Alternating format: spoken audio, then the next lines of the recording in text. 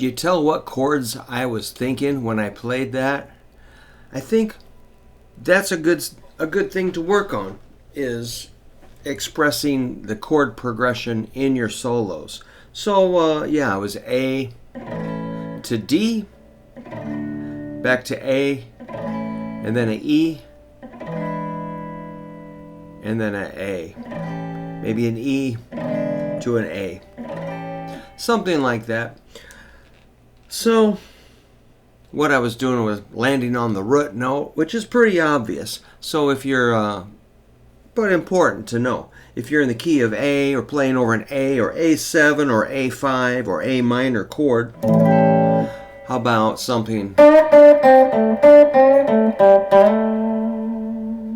All right, that phrase ended on the A, which you probably know is 7th fret, 4th string.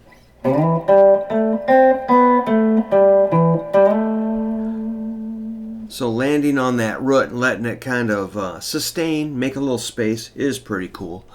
Obviously your D is going to be one string over, so when the band goes to D, you can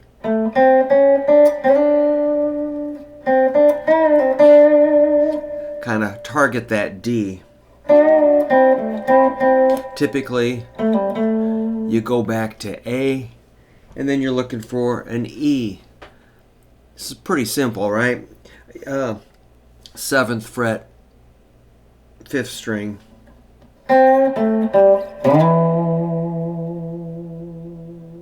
Let's say it goes down to D. 5th fret, 5th string. Then you can get back to A. 6th string, 5th fret, then an E.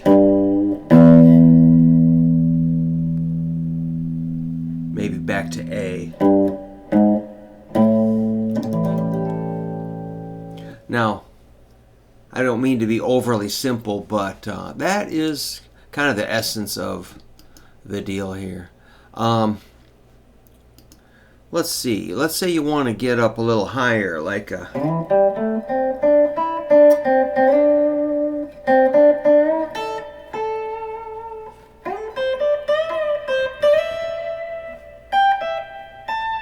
So I was kind of messing with hitting A's, D's, and E's there. So A, D, E, and A. Yeah, landing on those in your phrasing obviously is going to make sense. If the problem is, not to pick on anybody, but sometimes people, you know, they're playing the scale and they land on a D, which when there's an A chord, so that makes it sound like a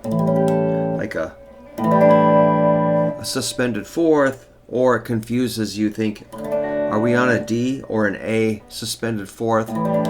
Which, if you do, check this out, on A suspended fourth or A7 suspended fourth. Check this out. Or so maybe take it down to C sharp. You know, if you land on that D, you're like, "Ooh, that sounds a little." It's kind of clashing with your chord, or a little bit of dissonance. It kind of wants to push it down, either a half step for major or a whole step for minor, or you can go up to an E for major or minor. E is kind of neutral, doesn't really mess with the major minor quality. So now that leads us to maybe hitting our thirds. I mean, roots are pretty obvious, you know. So like if I'm figuring out a song and it goes like,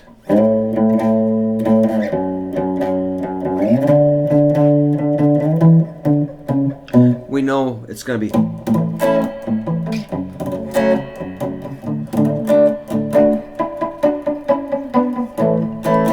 something like an A, F sharp minor, D, E. That's pretty obvious, but you know, hitting the root would kind of project into those chords. But if you hit the third, I always love that third. Let's say I'm going to do the third of those chords. So A, the third is the C sharp, F sharp minor, the third is this A, the D, the third is a F sharp, and E, the third is G sharp. That sounds a little more like richly harmonic.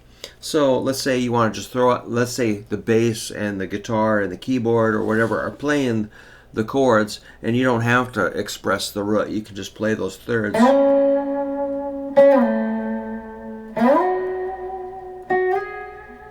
That sounds pretty, majestic, I guess.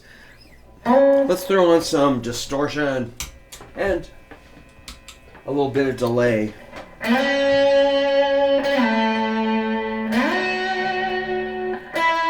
Maybe an E root.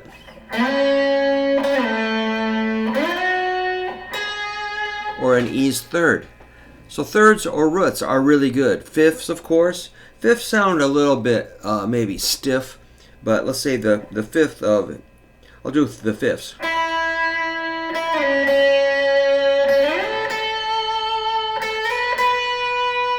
Now I'll do thirds.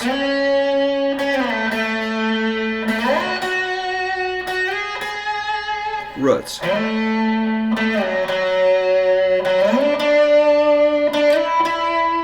Here's another fifth.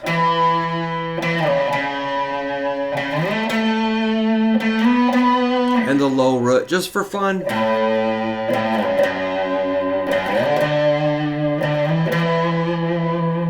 So, yeah, and you can mix those. Let's say I'm going to try to maybe condense it a little bit. Here's a third, F sharp third, D root,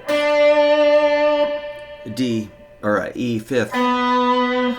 That's kind of surprising. Let's do that again. A root, or A third, F sharp minor third, D root, E fifth. So that sounds a little more mixed up and less predictable when you combine roots, thirds, and fifths. So what I'm trying to do is maybe help people. I love the minor pentatonic, but if you're stuck on going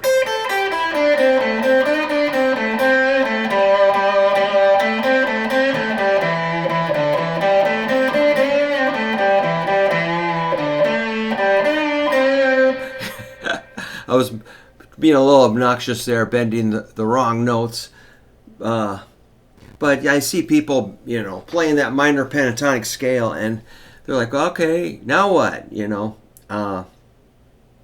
I'd say it's time to refine your game and get you down into those, again, targeting the root of the chord progression to be step one, in my opinion. Step two, get your thirds. Step 3, get your fifths. Step 4, master that. Step 5, on one string is kind of cool. It makes you play the whole neck. So, yeah, if you don't know how to find that, let me know and I can kind of point them out. But maybe I'll talk about that for a second. But then maybe the next step, I don't know, did I get that far? Mixing and matching roots, thirds, and fifths, and I'm sure there's maybe other intervals you could add, like dominant sevenths or something, or major sevenths. I mean, you could really play anything you want. I'm just trying to make it so you can play anything, play over any chord progression, and make it sound like you don't have to play anything overly clever. Sometimes just hitting those targets is nice and minimal, like Dwayne Eddy. The guy Dwayne Eddy didn't come out shredding like Eddie Van Halen, and hey, we're still talking about him. He was a very minimal guitar player, but he made a lot of space in his playing. He didn't fill in every possible gap with some sort of a shred thing. Let's see. But yes, identifying the roots or the intervals of a chord. Your A is like root, fifth, root, third, fifth, root. You got to know that. F sharp minor, same thing. Root, fifth, root, flatted third because it's minor, fifth, root. The D, same thing. Root, fifth, root, third, fifth, root.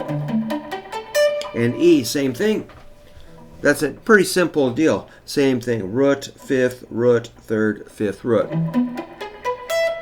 So, yeah, pick a string. How about, let's just go through it one more time. Root, second string. Fifth, thirds.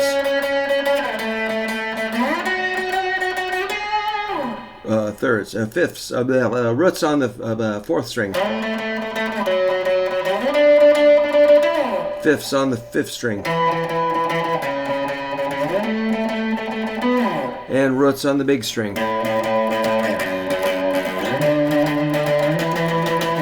Wow. I mean, that's really, really easy, man. All you gotta do is care enough about. And these are E-shaped chords. So what's an E? Just really taking it down to the basics, man. Root, fifth, root, third, fifth, root. Those are intervals of the major scale. So we're looking, again, find your 1, your 3, your 5 of any chord you're playing. And let's just assume, let's just keep it simple. We're playing major and minor for now. Let's not get into anything too far beyond that, except maybe a dominant seventh or a major seventh or a minor seventh. That'd be the next flavor or color. So make sure you're thinking about your intervals, the intervals of the chord. And what I'm doing is like, this is like first grade stuff, you know, like learning your colors and your shapes and, you know, counting to 10 in the alphabet. This is at that level for guitar playing, in my opinion. And just think about how many people have no idea. Like, Brook, what are you talking about? Like, well, these are intervals of the major scale. And you really got to know your major scale. And a lot of people skip that. Like, well, I learned how to strum. I saw some videos, and my grandma showed me 3 chords and all that. That's great. Fine. But take it further. You are responsible for knowing your major scales, your basic keys, your basic intervals. Just because somebody didn't force you to do this doesn't mean you got away with it. You need to know this. You need to dig in, know your intervals, know your arpeggios, know your caged system. The best book for all of this is Barrett Tagliarino's Chord Tone Soloing. It's a blue book. I give copies to my best students. If I gave you one of those books and you just like didn't look at it, hey man, I'm trying to help you here. Read that book. Sit down and read that book. Make a date for yourself and go shut yourself in a closet with a light and read that book. Just get started. It's excellent. And get into that caged system, the arpeggios, your major scales, your patterns of notes on the neck. If you don't know that stuff, you're just stuck in first grade. You're never going to really be able to play your guitar and understand it. So, you know, I'm just trying to help you out, get you moving. If you're stuck, I'm going to try to get you moving, okay? So don't be, well, you can be offended if you want to, but that doesn't change the fact that this stuff's important. So get in there and learn that stuff, and let me know if you have a question. I'll make a video just for your question. No problem. I love to do it. I love to help, but I'm only going to be here for a few more years, and then, you know, you'll have to find another guitar teacher. So while I'm here, I want you to dig into this. I want to hear it. I want to see it. So learn this stuff. Send me a video. Send me a message. Let me know you're getting your chord tone soloing going, because it's fun. It's easy. You'll feel good. You'll feel confident, and things will happen. Things will connect, and you can grow this, once you get going in this direction, everything's going to start working. So thanks for letting me tell you. And I want to see it. I want to hear it. So show me. And thanks again.